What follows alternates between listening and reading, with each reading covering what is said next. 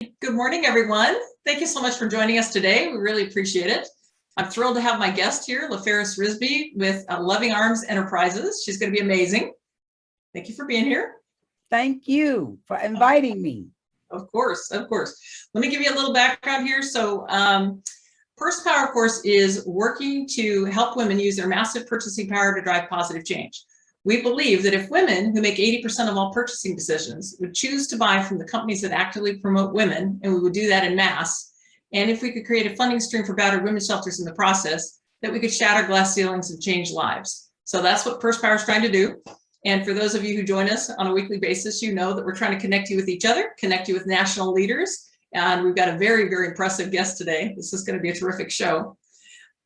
Please go ahead and introduce yourselves on chat. And as you have questions, as they come up throughout the broadcast, please put them in the Q&A block. That's where we're going to be looking for the questions. And I'll try to weave that into the conversation. I want to shout out to any special guests I've got on board, whether they're any shareholders or board members. Thank you for being here. Okay, so I will introduce LaFarris, tell you all about her background. And again, share your comments through chat and the questions we'll answer as we go. Okay. LaFarris Risby is a business strategist, consultant, author, and public speaker. She also calls herself a community stabilizer, which we'll have to ask her what that means in a minute. She helps entrepreneurs up-level every aspect of their lives through successful businesses and was named as one of Enterprising Women's Magazine's World's Top Women Entrepreneurs in 2020. And you're going to get that award tonight, right? You're going to be... I am getting it on the 16th, so I'm heading that way this weekend. Very good. Thank you for taking the time to do this. She's also a top business strategist of the year by the International Association of Top Professionals, and that is this year, as of 2021, right? Yes. Okay, yes. Very good, very good. In addition to being a consultant, LaFarris is the founder of Loving Arms Enterprises, which is the largest African-American owned business in Junction City, Kansas. She founded this company to provide a safe and nurturing environment for her two children, and she arrived in Junction City with $50 in her pocket, escaping an abusive first husband. And she began picking up the pieces of her life and has created a multi-million-dollar business. I mean, what a story. What a story. Loving Arm Enterprises is not just a childcare center. One of her goals in life has to be to create generational wealth. And I know that's true for many of us, and leave a legacy for her children. She's grown Loving Arm Enterprises into 4 separate companies: Loving Arms Childcare and Preschool, Loving Arms University, MGB Associates, which is a real estate group, providing a safe haven for domestic violence abuse survivors, and LaFarris Risby CFLE, a business and life consulting agency. So welcome. You've done it all. I mean, it's amazing. Okay, so the first thing we want to do is we want to get to know you. So please give us a little bit of understanding of your background and how you got here in your life and career. I got here by way of chance, in all honesty. I was born and you know, raised by my father. My mother died when I was 6 years of age. Wow. Which is the reason why I felt abandonment. And that was what started the actual me being in an abusive relationship later on, because I didn't really understand why she died. I felt like she just left me. Oh, wow. And so I tell people now, explain to your children about death. Not in such a way to where you got to explain every single detail, but at least give them some verbiage where they understand that death is a natural occurrence and a part of life. I didn't really find out that my mother died that I could live until I was 18 years of age. By then I had been in an abusive relationship. I had 2 kids, was married to my abuser, and a lot was just going on. And I'm going to fast forward a little bit. How I got started in business, I never intended to be in business. That wasn't my ultimate goal. I ended up in business because one afternoon I was leaving home from my job, and my son at the time was 7 years old, and he started crying hysterically, saying, "Mommy, please don't leave me." Oh. And for me, I felt like I was abandoning him. When he said those words to me, it cut my entire soul. And so I went to work and I said, I just can't do this. What am I going to do? And so I had just recently gotten a divorce. I got to Junction City, Kansas with $50, no place to live, my 2 small children. My first husband was in the military, but he had moved his wife, his girlfriend, her 4 children there. And so I had nowhere to live. Oh, wow. So I started working, and When my son said that to me, it triggered something in me. And so that's how I end up starting my business. Out of that need, I sat at my dining room table. I made a plus sign on a piece of paper. I said likes, dislikes, what I'm good at, what I'm not good at, and found me common denominators, because I had a 1 pound, 9 ounce baby when I was 15. And I knew I enjoyed working with children because I knew how to work breathing machines. I knew how to do CPR and first aid. So I knew how to that was one thing I knew. And I had a high school diploma. That was all the education I had at that time. And so I started my quest. I sat there, I wrote everything out. I said, okay, this is what I'm going to do. Put my hand on, I say, in Jesus' name, okay, this is what I'm going to do. And I started my business. Just that simple. Wow. I didn't know anything about marketing. I didn't know anything about employees. I didn't know anything about taxes. All I knew was my son and my daughter was looking at me when it needed to be groceries in the house and they needed a roof over their head. And that was the reason why I started my business, to provide a secure, nurturing, loving environment for my children. Holy smokes. Wow, that is amazing. That is amazing. All right, so you have had all kinds of challenges that you faced. I want to hear more about how they shaped you and how some of those early challenges might have prepared you for entrepreneurship and the rest of your journey. Well, I think the one thing that shaped me was, this is ironic. The very first little girl that I provided childcare for was a military couple. And the little girl, I called her Chocolate. She was a preemie, and her mother was scared to death to leave her because she was a preemie. But because I had had that experience with the preemie with my own child, she felt confident enough to leave. And so in my mind, marketing was, I know some other women got to be having the same issue, so I need to find those women. So that's how I did my marketing strategy. I just put myself in their shoes and I said, I'm looking for a loving person to care for my children. What would I say to them? And that's how I started my marketing. Awesome. So it's a lot of just sitting back, thinking about what you're good at, what gift God has given you to propel you and get you out of a situation. And how to take advantage of what you do have, huh? Yeah, how to take advantage of what you do have. Sometimes we get caught up on all the things that we don't have. Yeah, we get caught up because I remember when I moved here and I had the $50 and no place to live. I remember when I saw my ex-husband, my abuser. I saw him out. The first thing I could think of was, why? It's like a light bulb went off in my head at that very moment. And I decided, my daughter will not be me and my son will not be you. But the only way that's going to happen is I have to make a change.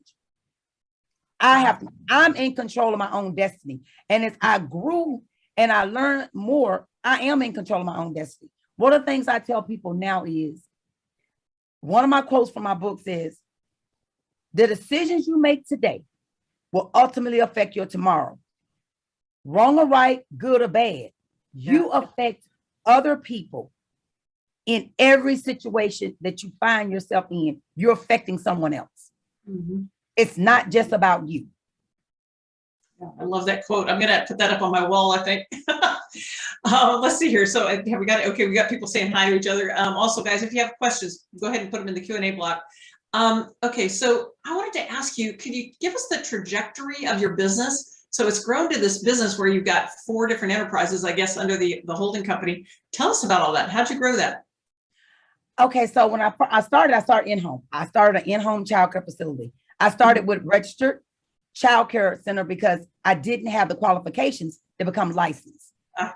So I started with registered, then I became licensed, then I became a group home. All the while I was doing that, I went back to school to get my education, to get my director's license, my degree in early childhood education, my degree in human services. So as that started, I was like, okay, I think I'm ready to do this outside of my home now because I have all the credentials. I have all the things that I need. So I did in-home in some fashion and form from 1994 all the way to 1999 because I needed time to get the education, all the different pieces I needed to make the business successful that I didn't even know I was going to have, to be honest. And so I started my first childcare center, and I got incorporated. That was the first time that I was physically incorporated, that I needed employees and all that. The other time I was just a sole proprietor doing my business. And so I stayed in there from about 1999 to probably about 2003. And my rent kept going up. And I found myself, had people coming to me about things like, how do I do something about budgeting? I need some parenting things. How do I get my child to go to sleep at night? You know, how do I, just all these different questions that I knew, because I also during that time frame had just decided I wanted to become a certified family life educator, where I could pull all those core competencies together and I could be able to do so many different pieces. And so I said, okay, I am going to do this on a larger scale. I'm going to open up another entity and I'm going to utilize that entity. And I said, providers, what do we need as providers? We need a safe place to come and get supplies and all these different things. So I said, okay, I'm gonna open up a Loving Arms Learning Center nonprofit. So that's what I did. So that was the first thing I did. And then I was like, okay, so as we moved, the rent kept going up, And I was like, you know what? As much as I'm paying this man for rent, I probably could buy me a building. So honestly, that's exactly what I did. In 2003, I started looking for a place that was going to be able to encompass my vision. And I wanted a place to think about all the things that I wanted as a teenage mom, all the way up until now, that I felt like I needed. I was going to put it all in this building. I was going to have a warm spirit nurturing room, an exercise room, all these things. And I was like, I want all this stuff. And so I found it. And I said, okay, it took us from 2003 to 2005 to gut that building, redo it, and all that. And so then I decided that I wanted to do some other things. And so we end up buying a 9,000 square feet building, and it sits on 4.5 acres of land. It has 3 levels to it.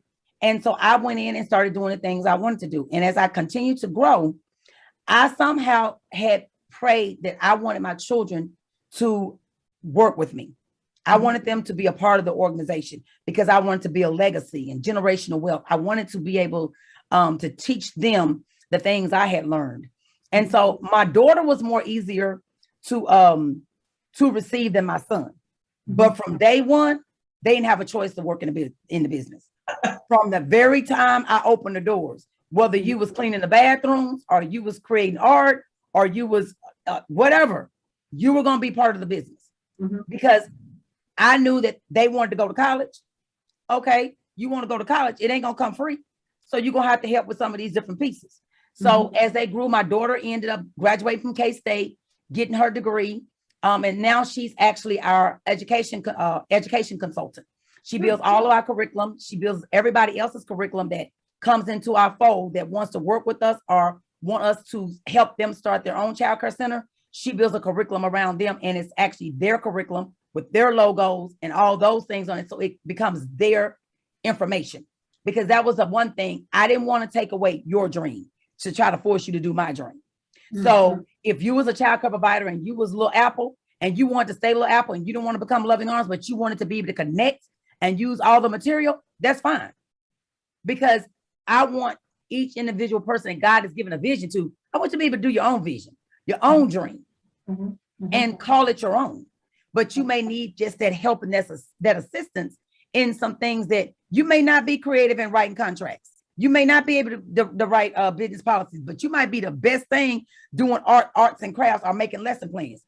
I believe in hiring people where their talents lie, and I stay in my lane and you stay in your lane, because I'm not perfect in everything, and so I don't pretend to be. That's why I use a SWOT analysis, so I can tell people what I'm actually good at, where your opportunities are, what you're good at, and what your threats are and what your weaknesses are, and help you find the people in that weak area to help you be able to build your team so you can go where you want to go. For me, that's pretty important for me for women. Well, I'm interested, and I didn't have this as a question beforehand for you to think about, but I'm interested in hearing what your grand dream is at the end of the day, what that dream is. And then kind of what's your secret sauce? I mean, a lot of people have ideas. A lot of people have things that they want to do and they may understand the needs, but you've turned it into a highly successful business. What do you think your secret sauce is? Faith in God. Ah, I connect faith and business. I connect the two, but I strategically connect them in a way in such that it's tangible. Because some people don't understand that you have faith in something. I'll give you a prime example. If I give you a check, you know, every Friday you get paid. You are not wondering how you get paid.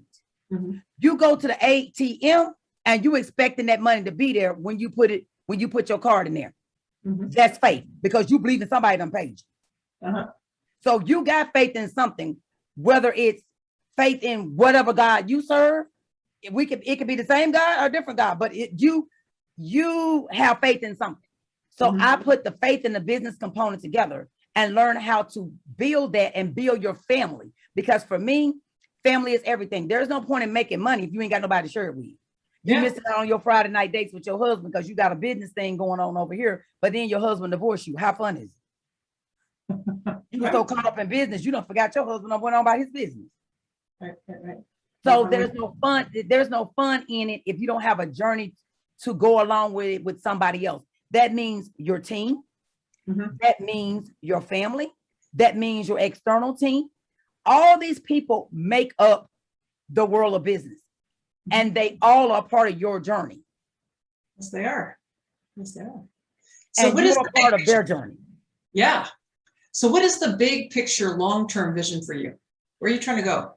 The big picture, long-term journey is I'm gonna say this. I want to take over the world, but You can look at that.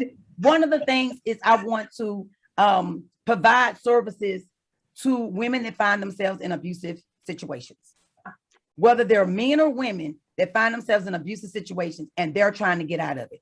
I want to be that catalyst to help you start again. I want to be that catalyst to help you come from victim to victor, come from survivor to overcoming. And you told me how important that terminology was too. Being an overcomer, you commented on how important that was the word rather than survivor. Because people use victim, victimize. I'm a survivor. Yes, you are a survivor, but you've already survived. You're already out of it. So you've already survived. Whether you're still going through the pieces or not, you've already survived. So now you're overcomer.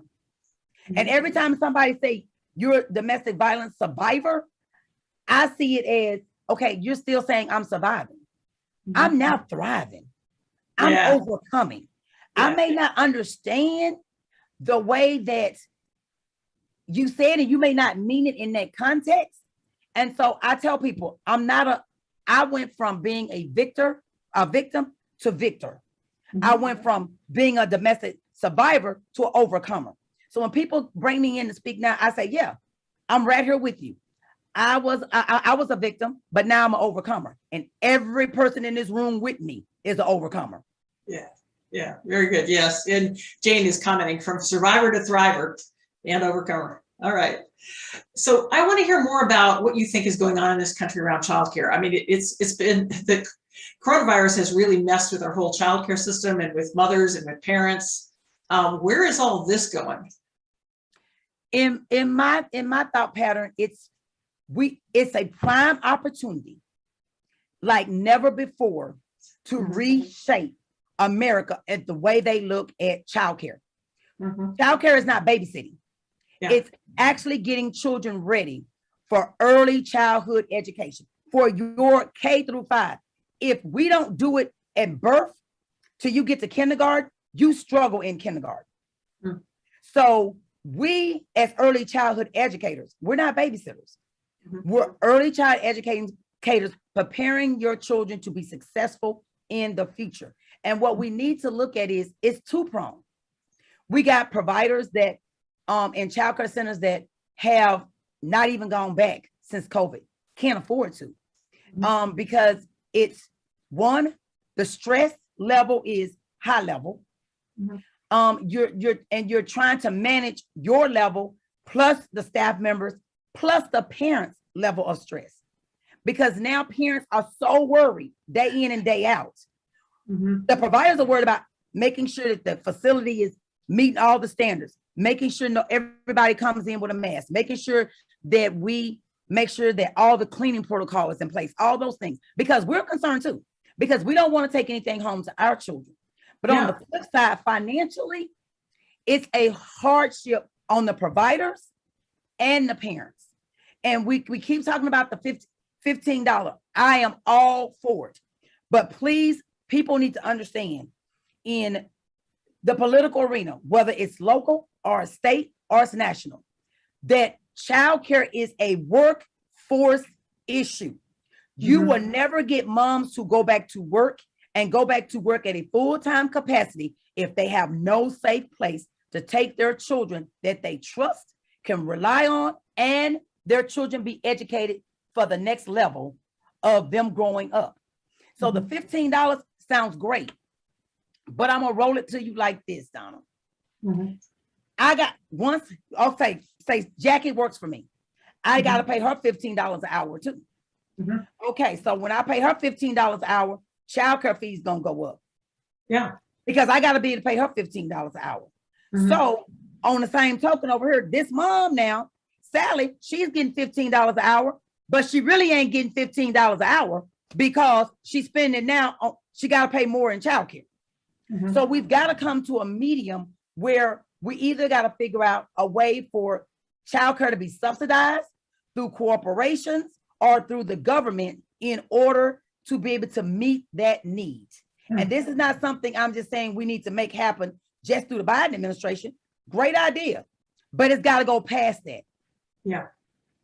Yeah. And so we've got to think, parents, they're thinking about $15. Oh, the things I can do with the $15, but it ain't triggered in the politician's mind that $15 is really not going to be $15 because now the child care centers are going to have to go up on their rates to pay those employees. Right. And then you've got employees who are making $15 an hour having to pay that. Yeah. And Great so point. now it's a vicious cycle again. Yeah. Yeah. Yeah. Well, we lost a lot of women during the coronavirus. A lot of women stayed home and still are. It's really something we've got to solve. Early childhood educators are leaving the industry by the boxcar loads. They're leaving the industry because they're not making enough money. They feel scared because they're not sure their health issues. And the third thing that they feel is they feel like they're not a priority. Everything else is a priority, but we need to be a priority because we're taking care of your most precious asset. Your children are your most precious asset. There's nothing else greater than your family and your children. I don't care how much money you make. Yep. That has nothing to do with it. And so mothers, even fathers, because we work with mothers and fathers, they're seeing that and they're saying, I'm not going back to work. I have to take off 2 and 3 times a month anyway because my child is sick. I'm saying I understand, I sympathize with you, but I can't keep your sick child here because I got to protect other children, and I have to protect the staff, and I have to protect myself, so I don't take things home. Yeah, yeah. Well, this is a conundrum. I mean, you're really making a good point, and it's something that needs to be understood as a cause why people are not coming back to work. This is part of it, big part of it. Okay, It is. What do you wish you would have known at the beginning of your entrepreneurial journey that you know now? Like if you were to do it all over again, how would you prepare in advance? What do you know now that you needed then? Wow, that's a very good question. Twofold. All the things that I have been through, from my mother's death to the abuse to starting the business to growing the business, I wouldn't change any of that because it has made me the person and the woman that I am today. And I'm proud of that person. Yeah. But if I could sit down, if I could have had some money to plan, because see, I just jumped off a cliff without a parachute. And I just went head in and said, okay, I'm gonna need somebody to catch me. If it's a God, I hope you're there, Jesus, because I need you. So I just jumped out. So I tell people, if you can start with sitting down, putting some things on paper, working with your consultant, working with your business partner, working with some people that can help you think about that process. Because how I teach or how I work with people, not so much as teach them, but work with them. I say, let's talk about your business. Let's talk about it from this perspective. At the end of the day, what do you want to look like? Because you want to build your business starting backwards. How you want it to look at the end. And then we work our way forward to put those pieces in place. So with you. I believe in that with your life too, by the way. Look at the end of your life and plan backward. What do you want people? For me, I ask myself, if I die tomorrow, what do I want my grandchildren to say about me? What do I want my children to say about me? I don't want them to ever say my mother wasn't there. I don't want them to ever say that I missed things that was important to them. Now they remember some things, and I'm like, you remember that? I don't remember that. Because some things that you feel like are important to your children are not. That's not the things that they remember. They remember the most simplest things. Like you took me to the store and we sat down and we got an icy together. And you're thinking about the big things. Oh, I paid for your college, or I paid for your car. They're not thinking about those because it's not what you're doing. It's the quality of time you're spending with them. So if you only got 30 minutes, then that 30 minutes, because you may be a mom that has to work 12 hours a day. If you only got 30 minutes, make those 30 minutes be the best 30 minutes. That's a great reminder. That's a great reminder. Very important. Very important. All right. So we've got some entrepreneurs that are single moms, and I know you were for a while, and that is hard. Oh my gosh. I get the flexibility, but it's really hard. Do you have any advice for single mom entrepreneurs in particular? I'm going to give you one of the things I did when I'm gonna give you one of the pieces of nuggets that I did when I was a single mom. And I know this, my son and daughter used to wonder what this was on the mirror, but I used to do self-affirmations. One of them was, I would get up in the morning, I would look at myself in the mirror, and I say, LaFarris, if you died today, girl, the world would cease to exist. Because I need to pump myself up. Through the day, because I'm thinking, I'm up at 4 o'clock in the morning. I'm not getting to bed until 11 or 12 because I have college. I had classes 4 days a week and 2 Saturdays a month from 1994 to 1999 to graduate. Wow. And so all these things. And so I had written with Mary Kay. I never will forget. It was Mary Kay, this wine colored lipstick that said, "How bad do you want it?" And I had a question mark on my actual mirror in my bathroom. And I said these things over and over to myself every day. Just because I needed a way to keep, because if you don't pump yourself up, ain't nobody else gonna pump you up, baby. You got to know you the best thing since sliced bread. I don't care. I don't care what's going on. You are the best thing since sliced bread. Ain't but one of you. You are God's gift to the universe. I love it. I love it. Well, and women have a hard time doing that for themselves, promoting themselves up, believing in themselves. Did you have any of those voices in the back of your head trying to tamp you down, or? I had him standing in front of me, my ex-husband. He used to always tell me what you wasn't gonna be, what you wasn't gonna do. You ain't gonna never have this. You ain't gonna never be this, all the time. So I had to learn how to pump myself up. I had to retrain my mind. I had to shift my mindset. And because you control your own destiny. I had to understand who I was and walk in my authenticity. Because of who I'm like, okay, I gotta walk in this. How do I walk in this? I've got to learn how to walk in this because I control my destiny. For years, he controlled it. Now I control my destiny.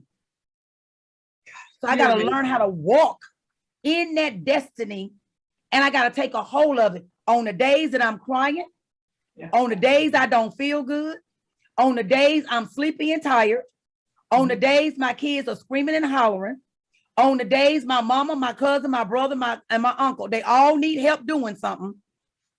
I still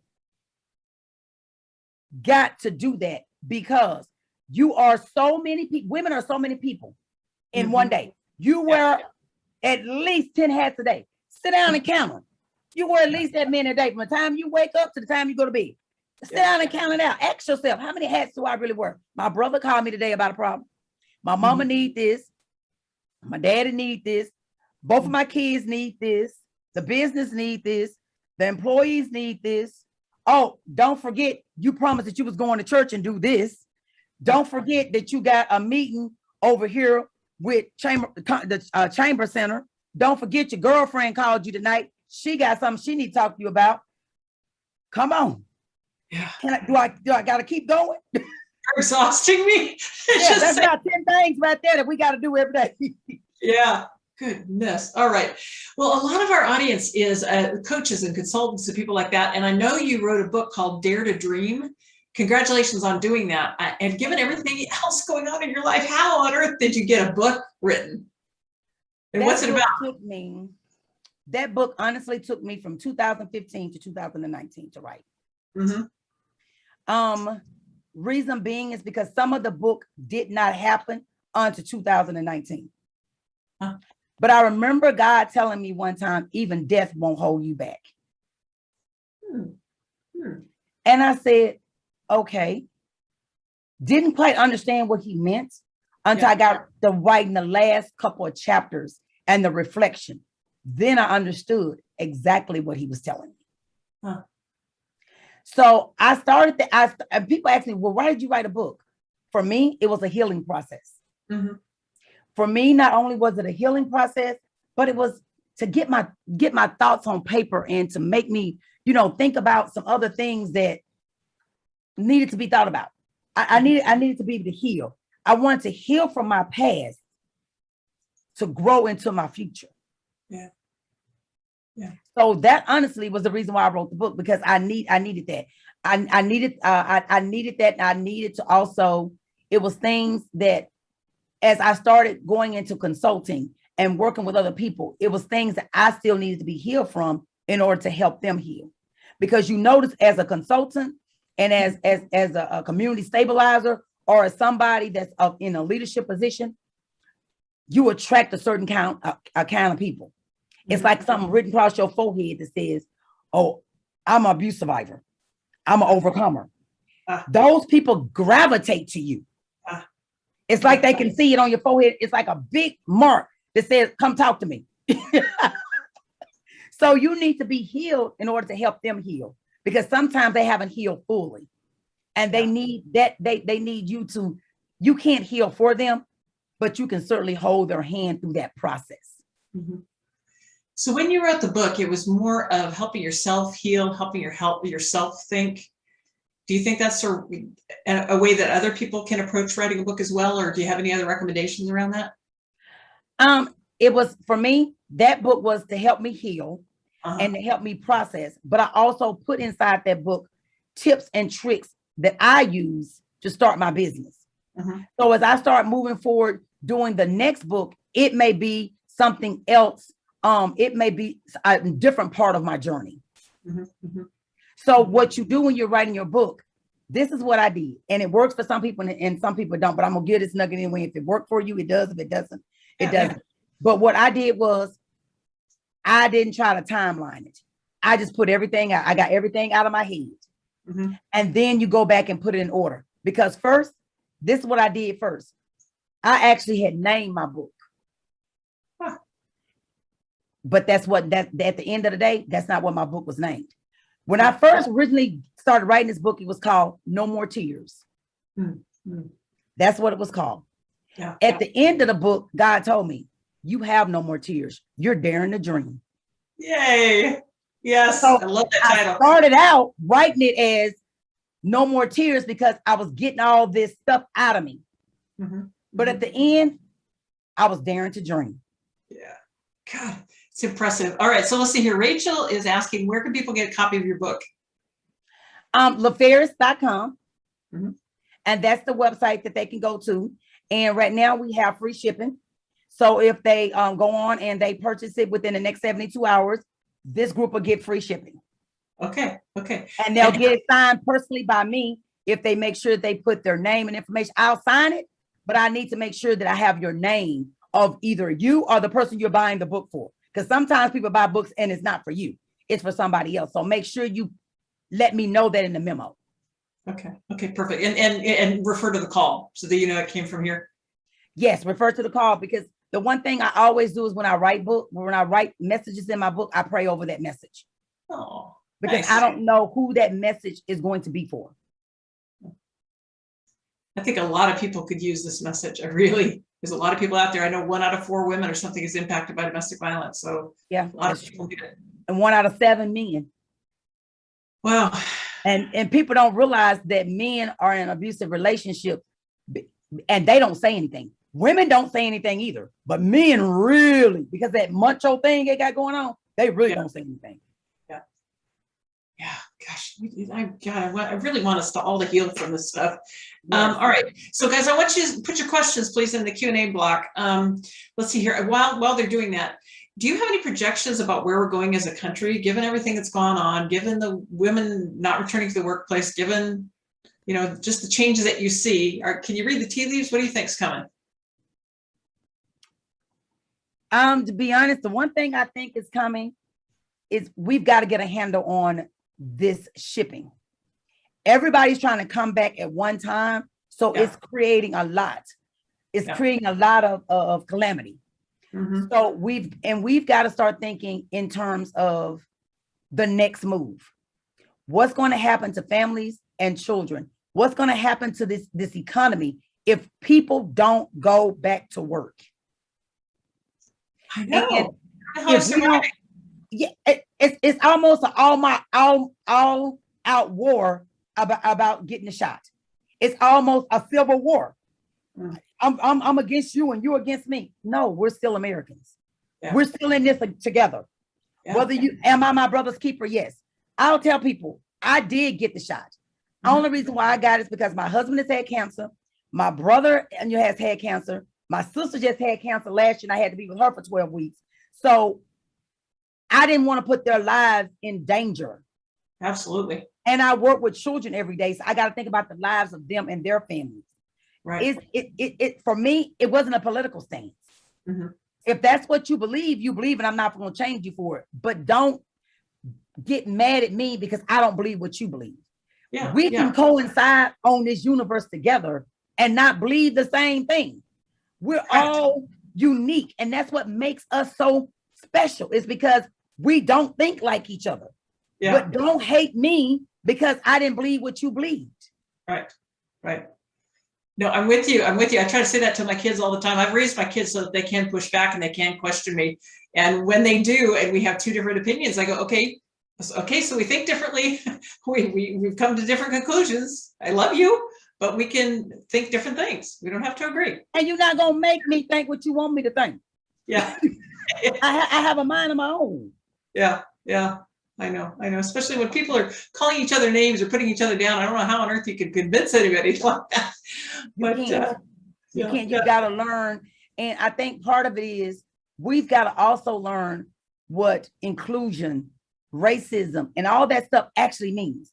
We get caught up in the word racism, and we get caught up in it as color. We get caught up in diversity as color. It is so many other things that diversity and racism and all that means outside of the color of your skin. Yeah. There's a lot to it. Okay, so Susan Shears is saying, is there anything that can be done to alleviate the child care education issues shortages in addition to legislation? Is legislation for subsidies enough? Legislation is going to be the main thing. Mm-hmm. They have got to change the rules and the policies. That's going to be the main thing, because one, that's how you're going to affect and get money, because that unless they change the policy, there's not going to be any money.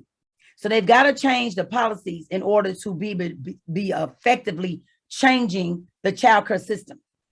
Mm-hmm. So you need legislature for that. Yeah. And can you talk more specifically about what kind of legislation you think they need to fix it?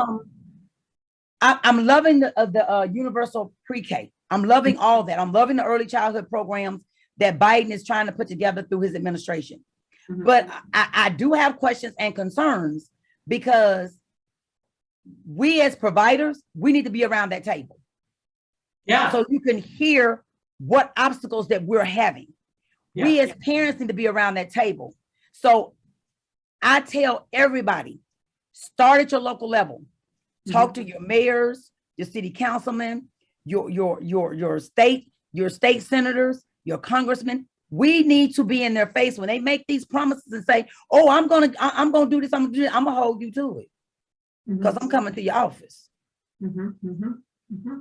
If I can't see you, that's cool. We can talk on the phone. We can talk on Zoom.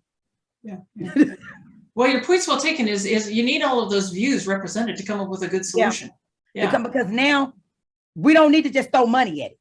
We need a solution, because if we don't get a solution, no matter how much money they throw at it, it's not going to solve the problem. Yeah. Okay, other questions, guys. Oh, here we go. So Case Lane is saying, what do you think are the keys to being successful in entrepreneurship, especially for people who are not sure they can do it? First of all, you can do it. That's the first thing. Yeah. You can do it because you can shift your mind. So a man thinketh, so is he. Yeah. If you think you can be an entrepreneur, you can be. It's a mind shift. Yeah. Some of the keys are faith in yourself, for one, faith in a higher calling, and faith in yourself. Believing that you, and surrounding yourself around nurturing people that's going to give you a hand up and not a hand down. See, my goal is to teach you how to fish, not to just give you fish. Yeah, absolutely. Well, in Case, as a business, she helps other entrepreneurs. So that's an excellent question. Yeah. Okay. I'm hoping that answered her question. Did it answer the question? Yeah. Let's see here. We'll see. It's coming through the Q&A block, so I haven't seen her answer her yet. Okay. Let's see. Okay. All right. Normally I ask people, guys, feel free to continue asking questions. If there's 3 top things you want us to have learned from you today, what would they be? Family, faith, and you're in control of your own destiny. Yes. Yep, you sure are. What actions do you want people to take? What are the most important things we need to do right now? If we're all entrepreneurs and we're trying to grow our businesses, we're facing challenges, what are the top 3 things we need to do? Take an inventory of yourself. You got to do self-care and self-reflection first. You can't help your business and you can't help anybody else. You need to take time to self-reflect, take time to take care of you, and then go out, because you're emptying yourself every day with these 10 different things plus that you got going on.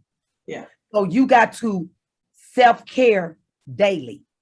If it ain't nothing but when you walk in the house, you take 10 minutes. If you got to go in the bathroom and take 10 minutes just to breathe, or, I tell people, start out with 2 minutes, because 10 minutes might be a long time if you got 2 or 3 kids and you single parent. Even if you got 1, that's a long time, because you really don't get a chance to use the bathroom by yourself no more. Once you have kids, I mean, I'm 53 and I can't use the bathroom by myself now. My kids is grown. They be knocking at the door. They be calling. I called you. Won't take you so long. I was in the bathroom. Oh, well, let me tell you about so-and-so. So I need you to step back and reflect, self-care, so you can replenish yourself, because sometimes you're running on empty and you don't even know it. Yeah. I want you to walk us through that, by the way. Doing the self-assessment, you talked about the plus and minuses, and strengths and weaknesses, a SWOT analysis. Do you have any kind of model you can share briefly with doing that self-assessment? Yes. And I'll send out some information, because if they send me an email, I'll be doing a class on it here December 1st, I believe. What's your email? We can put it in the chat block. Okay. You'll reach out to LaFarris at Gmail. That's my personal one. The other one is too convoluted. It's too long. So LaFarris at gmail.com. Okay. And the thing about it is, think about, I'll give you one of mine. One of my weaknesses is computers. Period. Okay. You saw that today. I'm sitting up here trying to figure out how I'm gonna get my background up here with LaFarris on it, with my branding information, and I'm just struggling with it. Okay. I am actually doing this from my dining room. I didn't even go downstairs to my home office. I sat right here at my table. And usually I'm over at the office and I have an assistant. She does all that. See, and so that's one thing I know I'm weak at. So I decided to hire me someone that can help me with that piece. And people saying, well, I don't have no money to hire me with. No, right now I don't have nobody to hire. I don't have the money to do that. So I also give people the strategy of this. I need to save $100 a month. I need to save $100 a month for 12 months, for 3 months, for how many months you want to do it for. This is how you do it. I'm jumping to two different things and I'll tell you why. Okay. Okay, so the $100. Now you may need $200, but I'm gonna give you a simple for $100. Okay. Stay away from McDonald's and fast food. That's gonna be $10. That's for, and you ain't changing your lifestyle a whole lot. Yeah. That's $10. If you do that 4 weeks, that's $40 off the bat. Okay, you're gonna not go to Starbucks for just 4 times that month. And see me, my drink is $6.98. Oh. So times that by 4. Okay, so we'll round it up. That's almost that's $35 right there. Well, that's $25 right there. So you're already at $65. Okay. You're at the vending machine at work or at the store getting you a soda. 9 times out of 10, that's $2. You doing that every day. That's $10. That's another $40. You got $100 right there, and you ain't really changed your lifestyle, because what you're gonna do is you're gonna go to the grocery store and get you the soda by the case. So that way you can just have one every day with you. You're gonna go ahead on and make you some coffee, and you're gonna use some creamer in it just for that one day. Or you're gonna say, I'm gonna sacrifice this one day this week and I'm not gonna have Starbucks. Your lunch, you're gonna take you a leftover that one day to work. Say that $10. So you ain't really changed your lifestyle a whole lot. Yeah. But that was $100 right there. Yeah. That $100 you now gonna take and say, I'm going to either find me somebody that can give me 10 hours a month at $10 to help me with my computer stuff. Yeah. Now you ain't had to figure out how to come up with no more. I'm really a strategic thinker. I really am. And you have now $100 and you have that person. I now have that person can help me with my computer stuff for 10 hours. Yeah. Until I can start building my business and start earning more money where I can hire me somebody for full time. You got to start with baby steps, especially if you're not planning on getting no loans. I didn't get no loans. I didn't do any of that. The first time I got a loan was in 2003. And that was to buy my building. When I say I started my business with $0, I did. I used my kids' crayons, markers. I used their books. I used their toys. And that's how I started my business. You are resourceful. You are really resourceful. All right. So that's just one of the things that you can do for that space where I said you're good at, not good at your SWOT analysis, basically. That is one of the spaces that you can use where you're saying that's something I'm not really good at. So that's a threat for you if you're not good at it. Yeah. Or that because that's not an opportunity. So that's a weakness. You can put it under weakness block, or you can put it under the threat block. But you need to be able to overcome that when you put it in that block. This is your solution to that weakness. And I'm sure everybody knows this, but SWOT stands for strengths, weaknesses, opportunities, and threats. Oh yeah, I'm sorry. Yeah. No, I didn't know that. I didn't know that 20 years ago. I just learned that after I did the like, dislike, not good at. I learned SWOT analysis once I went to college. Sure. Yeah, the other thing that I've learned is there's this field of positive psychology that talks about how much more effective it is to focus on what you want and focus on your strengths. So a piece of it too is dreaming about the future and what has worked for you in the past and how can you capitalize on what you can do well, right? In addition to looking at threats. You use those opportunities, those things that you know, and that's how you build your business. Yeah. We get caught up on what we're not good at, the weaknesses, and our threats are great to know because we need to know what's happening around us with other businesses. But know your opportunities, know your strengths, know what you're good at, your capability. Absolutely. Okay, what else would you like to add? Is there anything else you want to share with us?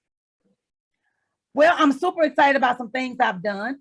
Last month I was in New York on Times Square's billboard.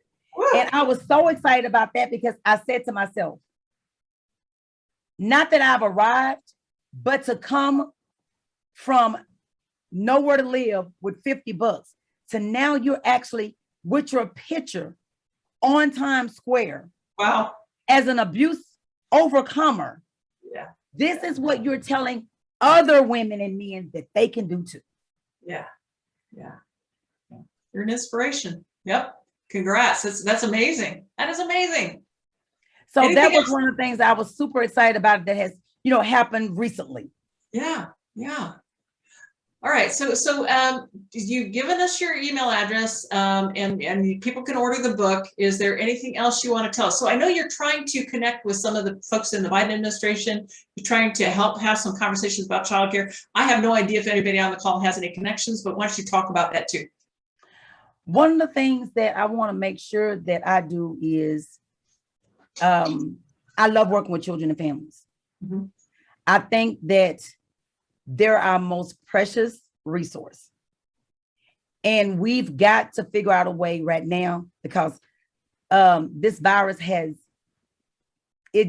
penetrated the home and the families in such a way that they feel stagnated. Mm-hmm. They feel, where can I go from here?